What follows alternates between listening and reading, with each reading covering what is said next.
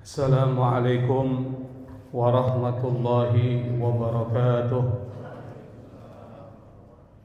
Alhamdulillah, wassalatu wassalamu ala sayyidina Muhammad Rasulillah wa ala alihi wa sahbihi wa mawala, wa la hawla wa la quwwata illa billah. Allahumma la sahla illa ma ja'altahu sahla wa anta taj'alu sa'ba awil hazna idza syi'ta sahla birahmatika ya arhamar rahimin. Amma ba'd. Ma'asyiral hadirin jamaah yang dimuliakan oleh Allah Subhanahu wa taala.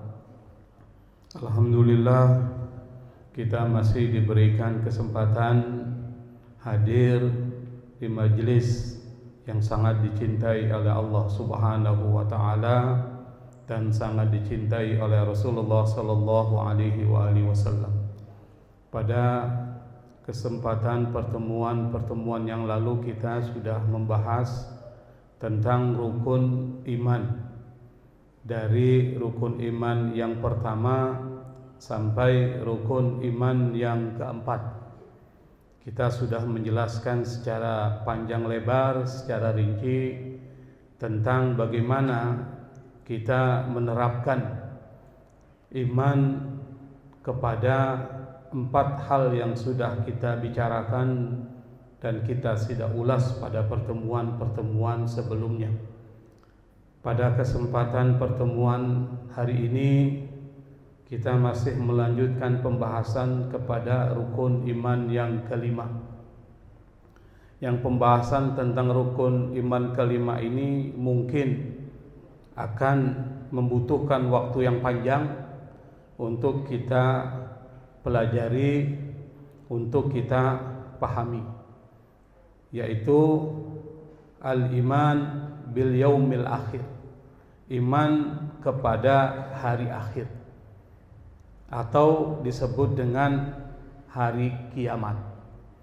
Kata kiamat itu diambil dari kata qoma yang berarti berdiri, tegak. Dari kata itu nanti akan muncul kata qiyam, qiyamah, sesuatu yang terjadi pada akhir kehidupan dunia ini, dan itu pasti akan terjadi. Dan umat Islam harus mempercayai tentang persoalan tersebut dan menjadi bagian iman. Karena menjadi iman, maka ini perlu dipahami. Kenapa iman kepada hari kiamat ini penting? Karena menjadi salah satu bagian dari pengawasan terhadap diri kita. Kalau kita yakin akan ada hari akhir, maka hidup kita harus dikontrol. Hidup kita harus dikendalikan dan diarahkan sesuai dengan keinginan yang menciptakan kita, yaitu Allah Subhanahu wa taala, bukan keinginan hawa nafsu kita. Keinginan kita belum tentu baik. Apa yang kita anggap baik belum tentu baik. Tetapi apa yang kita anggap tidak baik belum tentu tidak baik. Karena itu maka hidup harus sesuai dengan keinginan Allah, bukan keinginan kita. Kenapa? Karena kita punya banyak motif dan kepentingan. Dan motif dan kepentingan kita dipengaruhi oleh hawa nafsu kita. Sementara hawa nafsu la ammaratum bisu, selalu mengajak, memotivasi dan menggerakkan kepada yang buruk. Makanya nafsu ini dikendalikan. Salah satu bulan pelatihan kita mengendalikan hawa nafsu bulan Ramadan. Ini hanya bulan di mana kita melatih. Tetapi yang terpenting adalah setelah bulan Ramadan kita sudah terlatih mengendalikan hawa nafsu kita. Pertanyaannya adalah, bagaimana kita beriman kepada hari akhir? Maka yang perlu dijelaskan adalah tentang kiamah atau kiamat. Kata kiamat itu terbagi menjadi dua. ada al-qiyamatus sughra, ada al-qiyamatul kubra. Kiamat sughra itu kiamat kecil. Sughra itu bentuk muannas dari saghir, sughra. Kabir, kubra. Kiamat kecil itu maksudnya adalah kematian. Ketika orang meninggal, disitulah kematian Anda. Kenapa? Karena Anda sudah tidak bisa beramal. Anda akan mempertanggungjawabkan apa yang Anda lakukan, terutama ketika nanti malaikat munkar dan nakir mempertanyakan pertanyaan-pertanyaan tersebut. Ketika Anda mampu menjawab dengan baik, maka Anda selamat.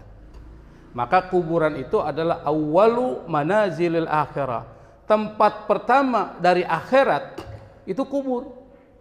Ketika orang selesai hidupnya, kiamat kecil terjadi kepada orang itu. Kenapa? Karena orang yang meninggal berarti telah datang kiamatnya. Makanya sebelum meninggal, Pak, persiapkan. Jangan santai. Jangan hidup semau kita.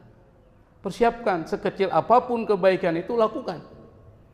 Itu bagian dari investasi akhirat kita. Ketika kita nanti meninggal, kita nggak akan menyesal.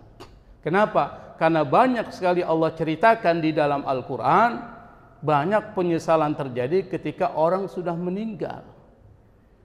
Anda bisa buka surat Al-Munafikun di akhir itu. Allah perintahkan kita berinfak. Kenapa? Di alam barzah, orang yang sudah meninggal itu minta sama Allah, ya Allah, laula akhartani ila ajalin qarib. Seandainya engkau tangguhkan sedikit saja saya hidup lagi di dunia, fa asaddaqa wa akum minas salihin. Saya pasti akan bersedekah. Saya pasti akan jadi orang soleh. Tapi kata Allah, kala, nggak mungkin itu terjadi. Anda sudah selesai hidupnya. Dulu dikasih kesempatan, Anda main-main di dunia. Dikasih kesempatan, Anda tidak gunakan kesempatan itu. Kenapa? Karena kita dipengaruhi oleh dua, hawa nafsu dan setan. Maka Allah katakan dalam Al-Quran, inna syaitana lakum aduwwum mubin. Setan itu sungguh musuhmu yang nyata. Hati-hati. Pelajari itu setan, apa perangkapnya, pelajari. Kedua, nafsu. A'da aduwika nafsuka allati baina jambe. Kata Nabi, musuhmu yang paling dahsyat itu hawa nafsumu yang ada dalam hatimu. Maka hati harus dipelajari. Apa yang menyebabkan hati bermasalah? Itu disebut dengan amradul qulub. Penyakit hati. Berarti kiamat sughra itu kematian. Kematian dalam Islam ada dua. Kematian kecil, kematian besar. Al-mautus saghir, al-mautul kabir. Al-mautus saghir, tidur. Jangan anggap enteng itu tidur itu, Pak. Itu kematian kecil. Ada orang tidur keterusan. Tiba-tiba nggak bangun lagi, ada nggak, Pak? Ada. Saya punya teman, dosen, alumni S1 Al-Azhar, S2-nya di Sudan. Dia termasuk Dewan Hakim di sebuah musabaqah tilawatil Quran Provinsi Sulawesi Tengah. Saya juga termasuk anggota dari Dewan Hakim MTQ Provinsi. Bahasa Arabnya bagus. Pulang dari MTQ menjelang waktu subuh. Sholat subuh, tidur, keterusan. Tiba-tiba sudah dingin tuh. Nah, kematian itu, kematian kecil itu tidur. Maka dalam Al-Quran disebutkan, wa huwa alladhi yatawaffakum bil-laili wa ya'lamu ma jarahtum bin-nahar thumma yab'atsukum fihi liyuqda ajalun musamma thumma ilayhi marji'ukum thumma yunabbi'ukum bima kuntum ta'malun. Allah yang menidurkan kalian pada waktu malam. Yatawaffakum. Yatawaffakum itu muncul kata wafat. Wafat itu kematian. Allah mewafatkan kalian pada waktu malam. Maksudnya apa? Membuat kalian tertidur. Wa ya'lamu ma jarahtum bin nahar, dan Allah mengetahui apa yang kalian lakukan pada waktu siang. Maka waktu siang waktu bekerja, waktu malam waktu istirahat. Wa ja'alna naumakum apa Pak? Subata. Kami jadikan tidurmu sebagai istirahatmu. Maka orang kalau udah capek harus tidur, nggak boleh dipaksa. Kenapa? Kalau dipaksa berarti Anda keluar dari apa yang sudah ditetapkan oleh Allah Subhanahu wa Ta'ala. Jangan dipaksa begadang padahal dia sudah ngantuk, tidur. Karena itu bagian dari apa yang disyariatkan oleh Allah Subhanahu wa Ta'ala. Kenapa tidur dianggap al-mautus shagir, kematian kecil? Karena tidur kita berada pada satu keadaan di mana ruh kita itu ditahan sementara oleh Allah. Pada saat tidur, ruh Anda itu ditahan. Makanya ada orang tidur bermimpi ketemu dengan ulama yang sudah meninggal. Ulama yang sudah meninggal memberikan satu pesan. Kira-kira bisa terjadi enggak? Bisa terjadi. Kenapa? Ruh ketemu ruh. Kalau kita lihat seseorang, ruhnya di dunia dalam keadaan mata telanjang, nggak mungkin terjadi Pak. Kenapa? Beda alam. Tapi kalau berada di alam arwah, ruh kita ketika kita tidur, lalu bertemu dengan ruh orang meninggal, lalu memberikan satu pesan kepada kita. Mimpi ulama misalnya, mimpi orang yang sudah meninggal dunia, itu bisa terjadi. Maka mimpi bertemu Rasulullah itu pasti terjadi. Tapi melihat Rasulullah langsung, ikhtilaf para ulama. Kan ada orang mengatakan saya lihat Nabi langsung, nggak mungkin dalam mata telanjang bisa melihat Nabi. Nabi udah meninggal. Dalam artian sudah berada di alam ruh. Maka para ulama ikhtilaf di situ. Terjadi enggak? Secara logika bisa terjadi, tapi dalam realitas belum tentu terjadi. Ini terjadi ikhtilaf para ulama kita. Maka pada saat ketika tidur Allah tahan itu hingga sampai waktu Allah kembalikan kepada pemilik jasad orang itu. Maka tidur itu kematian kecil. Tapi kematian yang besar itu adalah ketika ruh keluar dari jasad. Itulah kematian terbesar Anda. Ketika Anda meninggal, disitulah Anda berada di dalam kematian yang sangat besar. Nah, kita akan bahas karena pembahasan tentang kematian ini panjang, Pak. Ini akan membutuhkan pertemuan yang agak lama ini dan ini penting. Maka para ulama itu membuat satu kitab khusus membahas tentang kematian. Siapa? Misalnya Al-Qurtubi. Kitabnya Tazkiratu Ahwalil Mauta wal Akhirah. Nulis satu kitab. Karena kitab ini terlalu tebal, diberikan ikhtisar, ringkasan. Seorang ulama yang beliau ini tarekatnya adalah Asyaziliyah, namanya Abdul Wahab Asy'arani, menulis kitab Mukhtasar Al-Qurtubi. Nah, Mukhtasar Al-Qurtubi ini yang banyak dibaca oleh masyarakat Muslim di Indonesia. Tetapi kitab ini bahasanya sangat sulit untuk dibaca. Kenapa? Karena menggunakan bahasa yang dalam kursus bahasa Inggris intermediate ke atas. Kalau kursus itu kan ada basic, intermediate, advance. Kalau Anda kursus bahasa Inggris itu. Kalau basic itu dasar, bahasanya masih bahasa yang mudah dipahami. Kalau intermediate itu menengah. Kalau advance sudah tingkat tinggi, bahasanya agak tinggi. Kalau ini termasuk intermediate ke atas, bahasanya agak sulit. Nah, kita akan bahas tentang al-maut dalam perspektif Al-Quran. Seperti apa Al-Quran menjelaskan makna kematian. Tapi sebelum masuk tentang makna kematian dalam Al-Quran, kita perlu pahami, di dalam Islam, kematian itu adalah pasti. Orang boleh aja nggak beragama, ateis, nggak percaya Tuhan, ada. Tapi kalau ditanya, Anda percaya nggak dengan kematian? Semua orang, meskipun dia ateis, pasti percaya. Kematian ada. Kenapa? Karena kematian bisa dilihat. Sementara Tuhan tidak terlihat, maka orang-orang ateis nggak percaya Tuhan itu. Tapi ketika ditanya ada nggak kematian, dia pasti menjawab ada.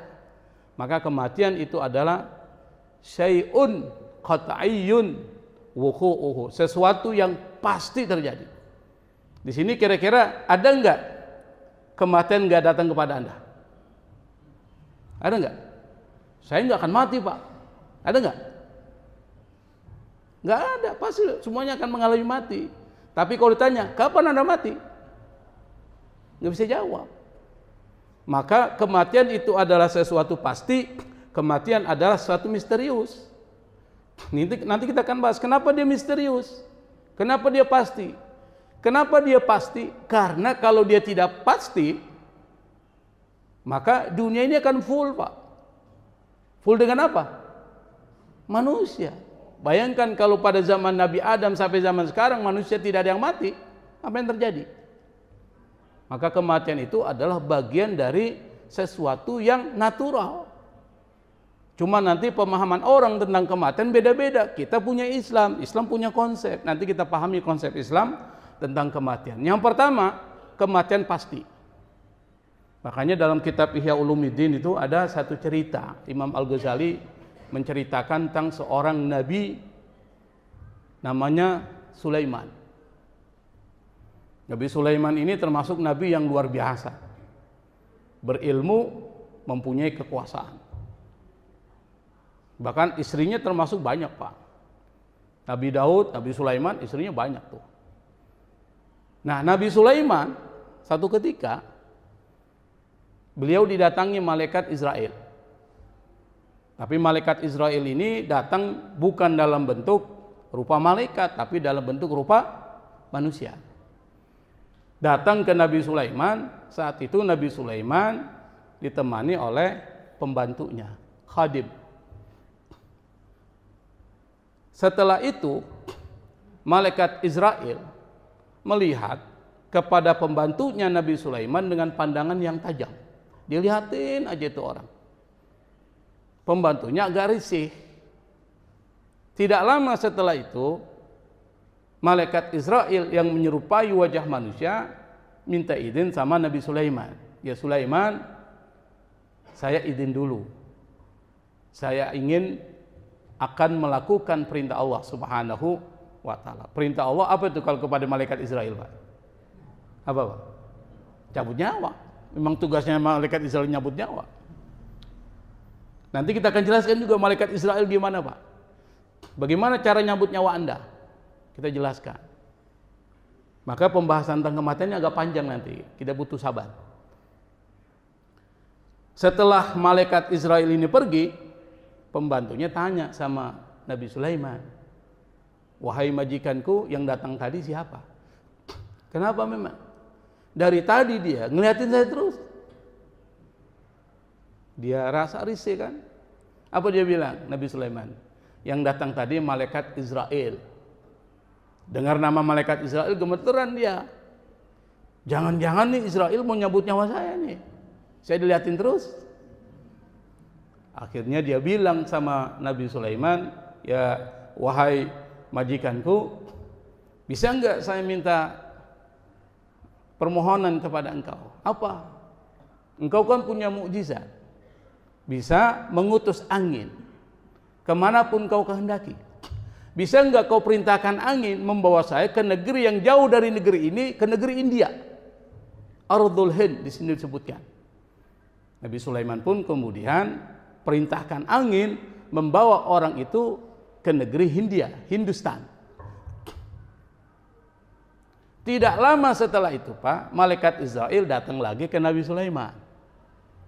Nabi Sulaiman tanya, ya Israel, engkau tadi memandang kepada wajah pembantuku dengan pandangan yang tajam.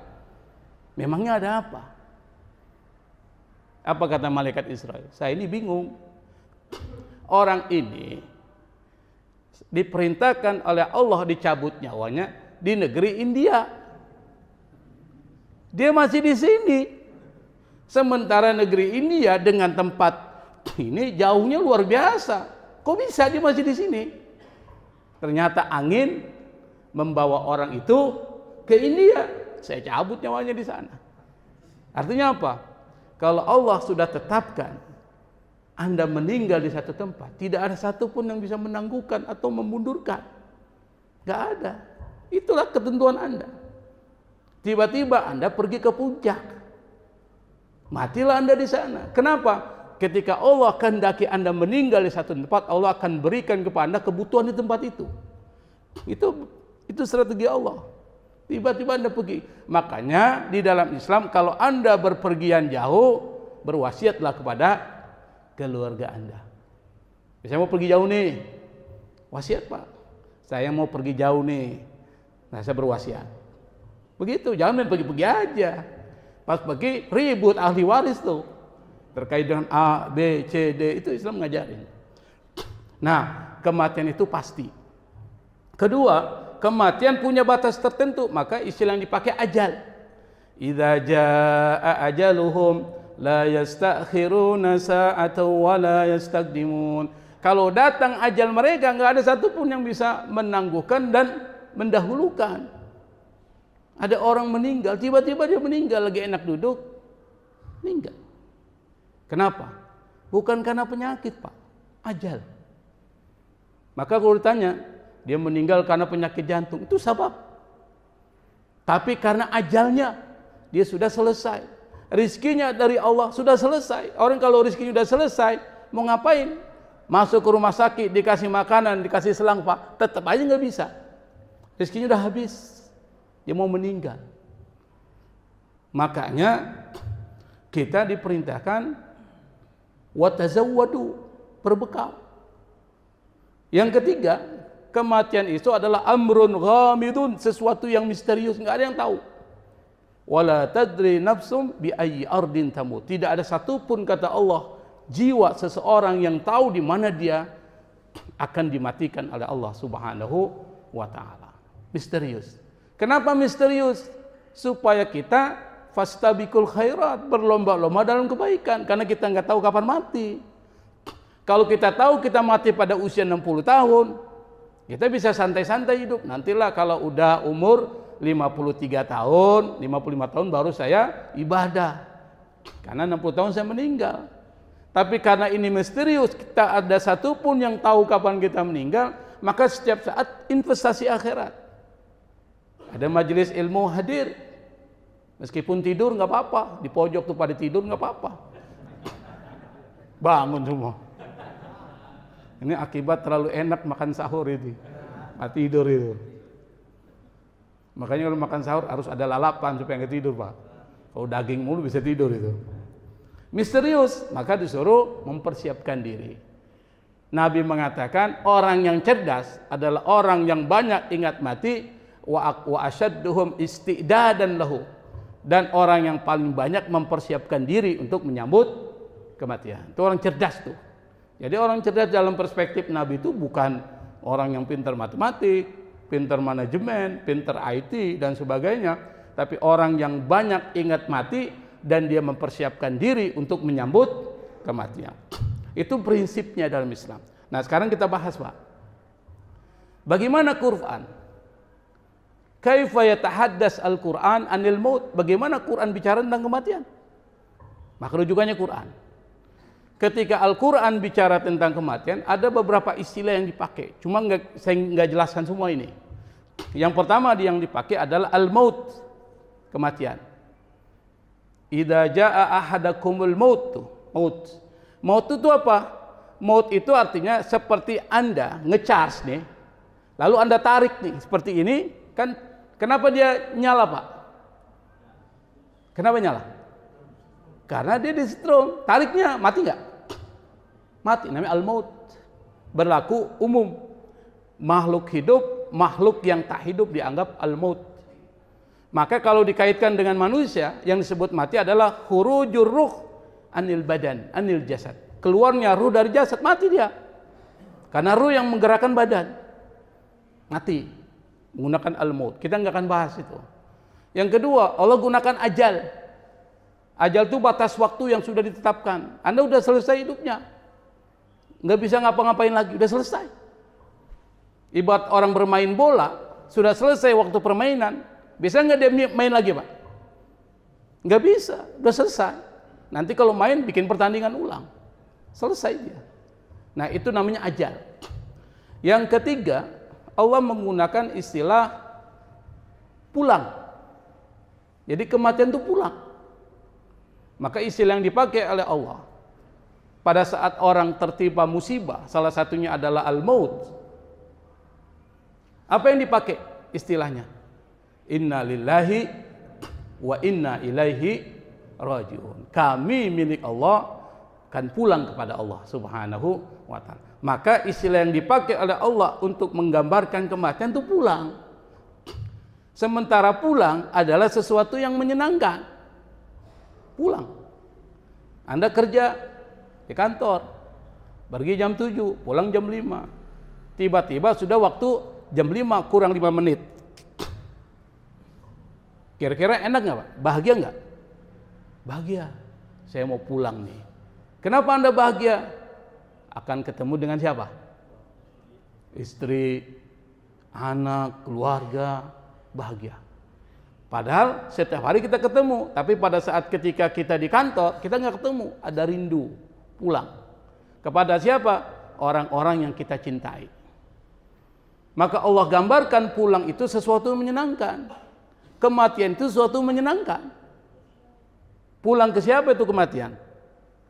Allah. Siapa Allah? Ar-Rahman, Ar-Rahim. Yang Maha Kasih, Maha Penyayang. Tidak ada satupun yang lebih mengasihi kita kecuali Allah Subhanahu wa ta'ala. Kasih Allah tidak terbatas. Karena kasih sayang Allah, kita diberikan napas, nggak perlu bayar. Karena kasih sayang Allah, kita diberikan mata, bisa melihat yang indah-indah, bisa mendengar, dan seterusnya. Itu kasih sayang Allah. Kalau Allah minta pembayaran, kita nggak akan mampu. Yang Allah minta, la in syakartum la zidannakum. Bersyukur. Kalau kalian syukur, saya tambah lagi. Itu permintaan Allah, cuma syukuri apa yang diberikan oleh Allah Subhanahu wa ta'ala. Diberikan rezeki oleh Allah, syukuri, jangan ngeluh. Kalau kita ngeluh, terjadilah seperti korupsi di Pertamina itu. Berapa gajinya pasca bulan? 2 miliar, Pak. 2 miliar direktur utama itu, tapi masih merasa kurang. Tidak mensyukuri nikmat Allah. Terjadilah yang disebut dengan korupsi, manipulasi. Enggak akan pernah selesai. Kenapa? Karena Nabi mengatakan anak cucu Adam itu kalau diberikan satu lembah emas, dia inginkan lembah emas kedua. Dikasih lembah emas kedua, dia inginkan ketiga. Wala yasuddu jawfa ibni Adam illa turab. Yang bisa menutupi perut anak cucu Adam kecuali tanah. Kalau udah mati selesai. Maka dalam Islam diajarkan zuhud. Dalam Islam diajarkan waro. Dalam Islam diajarkan syukur. Itu ajaran dari Islam yang diajarkan dalam tasawuf. Maka tasawuf perlu dipelajari. Nah, pulang. Alladzina idza asabathum musibah qalu inna lillahi wa inna ilaihi raji'un. Al-Baqarah 156. Dibaca itu, dipahami. Pulang itu ada syaratnya, Pak. Anda pulang, yang pertama harus tahu arah pulang, tahu alamatnya. Kalau orang pulang nggak tahu alamatnya, nyasar nggak, Pak? Nyasar dia, menderita dia. Arahnya dia nggak tahu. Termasuk kalau orang mau pulang kepada Allah, harus tahu arah pulang. Pulang kepada yang menciptakan kita. Enak kepada yang menciptakan kita, yang Maha Kasih, Maha Sayang. Enak nggak pulang, Pak? Enak nggak, Pak? Mau nggak Bapak pulang kepada Allah? Sekarang? Nggak ada mau tuh. Padahal pulang tuh enak. Harus tahu arah pulang. Maka Allah kasih tipnya dalam Al-Quran. Anda mau pulang kepada Allah, ini tipnya nih. Jadi nggak nyangkut dulu, kan orang pulang tuh nyangkut tuh, mampir ke sana, mampir sini, enggak, langsung ke Allah. Nanti kita akan bahas ruh. Kalau orang udah meninggal, ruhnya kemana?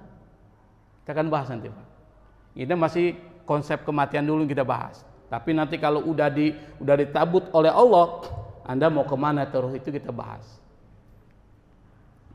Apa tipnya supaya pulang sampai kepada Allah? Baca surat Asy-Syu'ara 85 sampai 89. Nah, di situ ada kalimat potongan. 88, 89. Apa potongannya? Yauma la yanfa'u malun wala banun illa man atallaha biqalbin salim. Yauma, hari, la, tidak, yanfa'u, bermanfaat. Apa yang tidak bermanfaat? Mal, hartamu. Wala banun, termasuk anakmu. Enggak ada manfaat sama sekali nanti di hari akhirat. Hartamu tidak bermanfaat, anak-anakmu pun tidak bermanfaat. Lalu yang bermanfaat apa? Yang bisa sampai kepada Allah. Illa man atallaha biqalbin salim. Kecuali orang yang pulang kepada Allah dengan membawa apa? Qalbun salim. Hati yang bersih. Maka kalau kita ingin pulang kepada Allah, sebelum pulang hati Anda bersihkan. Gimana cara bersihkan hati? Para ulama sufi sudah ngajari. Pertama apa? Takhalli. Langkah pertama, kosongkan hatimu. Kosongkan dari apa? Penyakit-penyakit hati yang kita sudah bahas pertemuan-pertemuan pertama, Pak. Amradul qulub. Apa?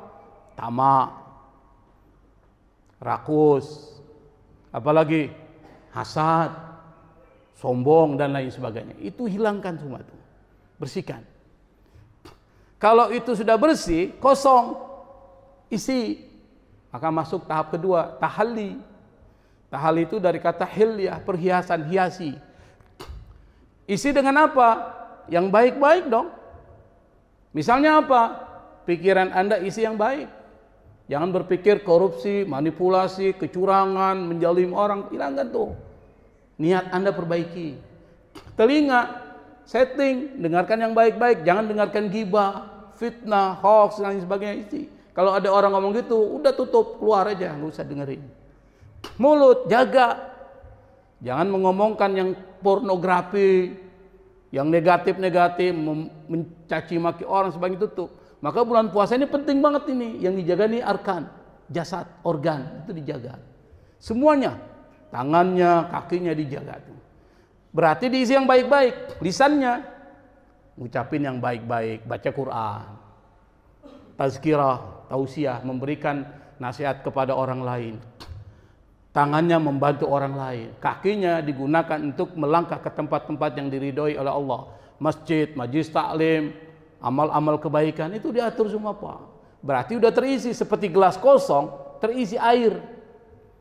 Kalau udah terisi, Anda akan sempurna di situ, insan kamil, sempurna. Kalau Anda sudah sempurna dekat kepada Allah, masuk yang ketiga, tajalli. Kata ulama sufi, apa itu tajalli? Anda dekat dengan Allah. Antara Allah dengan Anda nggak ada hijab, nggak ada tabir. Apapun yang Anda inginkan, meskipun Anda tidak ucapkan, Allah penuhi hajat Anda. Siapa contohnya? Siti Maryam. Dijelaskan dalam Al-Quran. Kita kasih contoh yang jelas saja dalam Al-Quran. Siti Maryam itu nggak pernah melakukan kemaksiatan dalam hidupnya, Pak. Dari masih kecil sampai dia dewasa, hidupnya di mihrab bertasbih, berzikir. Sampai Allah mengatakan melalui malaikat Jibril, innallaha astafaki wa tahharaki wastafaki ala nisa'il alamin. Ya Maryam, Allah memilih engkau, menyucikan engkau dan memilih engkau dari semua perempuan yang ada di dunia. Maka Siti Maryam ini wanita pilihan Allah. Pada saat Rasulullah sallallahu alaihi wasallam mau dilahirkan malamnya, Siti Aminah itu didatangi oleh perempuan-perempuan surga. Siapa? Asia wa Maryam. Minal hadiratil qudsiyah, tuh di dalam Barzanji disebutkan. Dari perempuan-perempuan yang suci datang. Dan ini termasuk yang disebut dengan para pemimpin perempuan-perempuan di surga. Salah satunya adalah Siti Maryam. Siti Maryam bersih. Saking bersihnya sampai Nabi Zakaria kaget dan heran. Kenapa? Dalam Al-Quran diceritakan ada buah-buahan musim dingin sementara saat itu musim panas. Menurut logika nggak mungkin. Satu ketika ada buah-buahan musim panas, saat itu musim dingin, nggak mungkin logika. Sampai Nabi Zakaria berkata kepada Siti Maryam, "Anna laki hadza?" Ini kau peroleh dari mana ya Maryam? Apa kata Maryam? "Hadza min indillah." Ini dari Allah. Artinya apa? Kalau Anda dekat sama Allah, meskipun Anda nggak ucapin kebutuhan Anda, Allah sudah penuhi. Itu hebatnya. Maka bersihkan hati. Yang kedua, untuk membersihkan hati supaya bersih, taubat. Taubat. Kenapa? At-taibu minadz-dzambi kaman la dzamba lahu. Orang yang taubat itu nggak ada dosanya. Maka diceritakan oleh Nabi di dalam hadisnya, yang hadis ini dikumpulkan oleh Imam Nawawi dalam kitab Riyadhus Shalihin, hadis sahih. Jadi Imam Nawawi itu mengumpulkan hadis-hadis di dalam kitabnya Riyadhus Shalihin, semuanya hadis sahih, Pak. Enggak ada yang tidak sahih. Nah, Imam Nawawi ini kumpulkan hadis, salah satu di dalam bab taubah itu ada satu cerita. Ini bab taubah, ada beberapa hadis dalam kitab Riyadhus Shalihin. Situ ada cerita itu. Apa ceritanya? Nabi cerita dulu zaman Bani Israel. Itu ada seorang yang dalam hidupnya nggak pernah melakukan kebaikan sama sekali. Maksiat terus. Pagi, siang, malam. Maksiat terus yang dilakukan. Mabuk-mabukan dan macam-macam. Satu ketika Nabi cerita, orang ini nggak tahu kenapa dia mau taubat. Dalam kitab itu disebutkan. Lalu dia tanyalah kepada masyarakat, saya ini mau taubat, kira-kira ke siapa saya harus curhat? Kata masyarakat, cobalah pergi kepada ahli ibadah sana itu. Bisa jadi dia bisa memberikan solusi, bisa memberikan satu pemecahan buat Anda. Pergilah dia ke orang ahli ibadah. Dia cerita, saya ini sudah bunuh 99 orang. Bayangkan Pak, 99 orang Pak. Kira-kira dosanya banyak nggak tuh? 99 orang, membunuh itu dosa besar Pak. 99 orang yang dibunuh, udah 99 dosa besar yang dilakukan. Saya mau taubat, kira-kira masih terbuka nggak pintu taubat buat saya? Apa kata ahli ibadah? Dosamu sudah kebanyakan. Tidak ada lagi pintu taubat terbuka buat kamu. Yang ditanya ahli ibadah bukan ahli ilmu. Ya begitu jawabannya. Yang ditanya misalnya orang yang sholatnya sholat dulu tapi nggak berilmu, repot Pak. Makanya Nabi pernah mengatakan, la tanzuru ila siyami ahadikum wala sholatihi. Jangan kau lihat kepada sholatnya seseorang atau puasanya seorang. Tapi walakin duru, kata Nabi, tapi lihat kepada apa? Kalau dia ngomong dia jujur nggak tuh? Tuh. Berarti soal ibadah itu soal karakter akhlak. Makanya puasa ini tujuannya Anda menjadi orang yang berakhlak. Jaga mulut, jaga hati, jaga lisan. Sementara puasa itu hanya simbol aja. Tahan perut. Maksudnya apa? Anda jangan rakus. Tahan perut tuh. Jangan tamak. Jadi nilai-nilai itu yang ditekankan. Akhirnya karena dia kesal, preman Pak.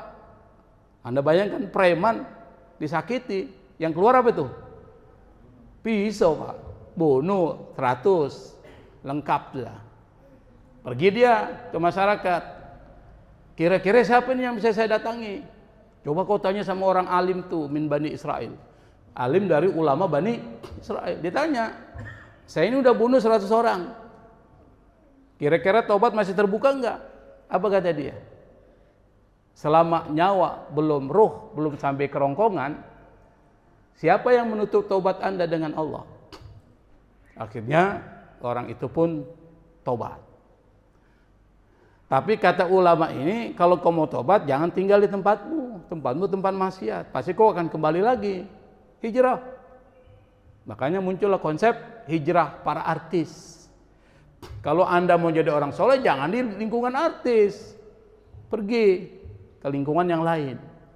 Teman-temanmu harus orang-orang soleh. Begitu. Akhirnya pergilah dia ke tempat yang direkomendasikan oleh ulama Bani Israel untuk didatangi. Ini cerita Nabi, bukan cerita saya. Pada saat ketika dalam perjalanan menuju tempat yang akan dikunjungi, orang itu meninggal di pertengahan jalan. terjadilah debat dua malaikat, malaikat rahmat, malaikat azab. Karena kedua malaikat ini yang akan mengambil ruh. Ruh kita diambil oleh mereka nanti, Pak. Setelah dicabut oleh malaikat Israel nyerahin. Ruh yang sudah ruhnya orang beriman dikasih kain dari surta yang terbuat dari surga. Nanti dikasih ke malaikat rahmat, dibawa ke atas sampai ujung, sampai ke Allah. Baru ditempatkan di Illiyin. Tapi ruhnya orang-orang yang tidak beriman, sijjin. Wa ma adraka ma sijjin, tuh tempatnya. Nanti kita akan bicarakan secara lengkap. Nah, malaikat rahmat ini bilang, saya yang bawa orang ini. Orang ini sudah taubat, dosanya sudah dihapus oleh Allah Subhanahu wa taala.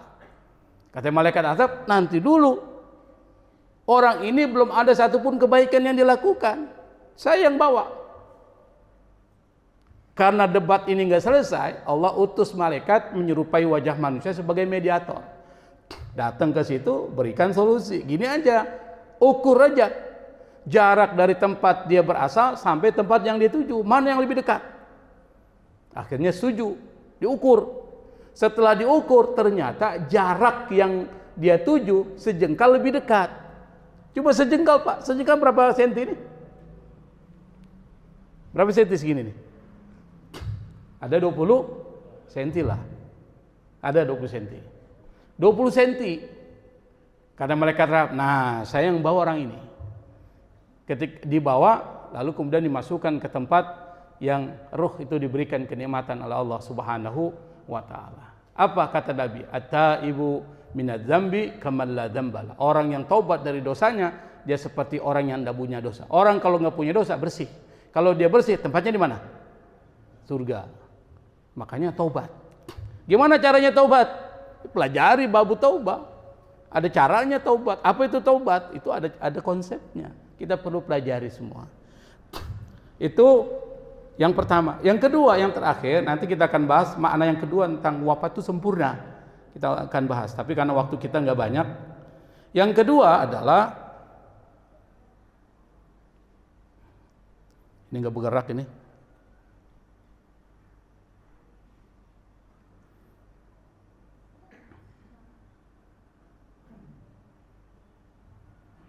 Yang kedua, syarat untuk pulang apa? Bekal. Bapak mau pulang ke kampung, nggak ada bekalnya. Apa yang terjadi, Pak? Hah?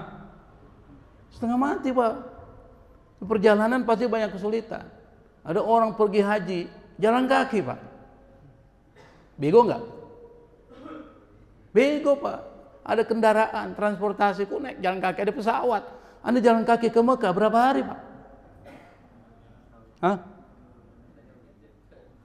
Bayangkan itu. Dia menderita. Makanya orang yang belum cukup, tuh, yang tidak istitoah, nggak wajib haji. Jangan dipaksa jalan kaki. Setengah mati jalan kaki. Dari sini jalan kemana? Waduh, saya dari rumah, Pak. Jalan Haji Sahdan saya rumah saya. Jalan kaki sini, saya nggak mau, Pak. Kenapa? Capek juga kan. Apalagi sampai ke Mekah. Jadi istitoah. Bekal perlu. Makanya ada satu ayat yang bicara tentang persoalan haji. Allah suruh bekal. Wa tazawwadu fa inna khairaz zadi taqwa. Dalam surah Al-Baqarah, berbekallah kalian. Ini konteksnya orang ibadah haji. Nanti kita ceritakan asbab nuzul. Tapi ingat, bekal yang paling baik takwa. Berarti bekal yang pertama apa? Anda harus punya bekal yang bersifat material kalau melakukan perjalanan haji. Ini ayat ini turun karena ada orang yang datang melaksanakan ibadah, jadi nggak bawa bekal, dia tawakal sama Allah, pasrah dia sama Allah. Saya kan ibadah haji, menjalankan perintah Allah, Allah akan penuhi kebutuhan saya. Tuh, Allah kritik. Apa dikritik oleh Allah? Anda kalau mau pergi haji, cari bekal, jangan nyusahin orang. Tapi ingat, bekal yang terbaik adalah takwa, soal pembentukan karakter. Berarti bekal itu penting. Nah, pulang kepada Allah berbekal. Ada bekalnya. Apa bekalnya? Takwa kepada Allah Subhanahu wa taala. Di dunia Anda melaksanakan amalan-amalan takwa. Apa amalan takwa itu? Semua kebaikan itu muaranya takwa. Hubungan baik dengan Allah, hubungan baik dengan sama manusia, dan hubungan baik dengan alam sekitar kita itu takwa itu. Maka kalau bicara takwa itu panjang, termasuk puasa. Apa ujungnya? Apa ujungnya? Puasa itu ayat puasa. La'allakum tattaqun. Semoga kalian jadi orang yang bertakwa. Puasa yang seperti apa yang bisa membuat orang menjadi bertakwa? Puasa yang bukan cuma menahan diri dari makan dan minum, tapi yang perlu juga ditahan adalah semua anggota badannya ditahan kecuali menjalankan sesuatu sesuai dengan perintah Allah Subhanahu wa taala. Itu karakter building namanya, pembentukan karakter. Lidahnya tahan, matanya ditahan, hatinya ditahan. Itu karakter semua. Jadi takwa itu soal karakter. Insya Allah kita akan bahas makna kematian yang kedua adalah wafat. Apa artinya wafat dan apa pesan yang ingin disampaikan dari konsep wafat, kita akan jelaskan pada pertemuan yang akan datang. Wallahu musta'an. Wassalamualaikum warahmatullahi wabarakatuh.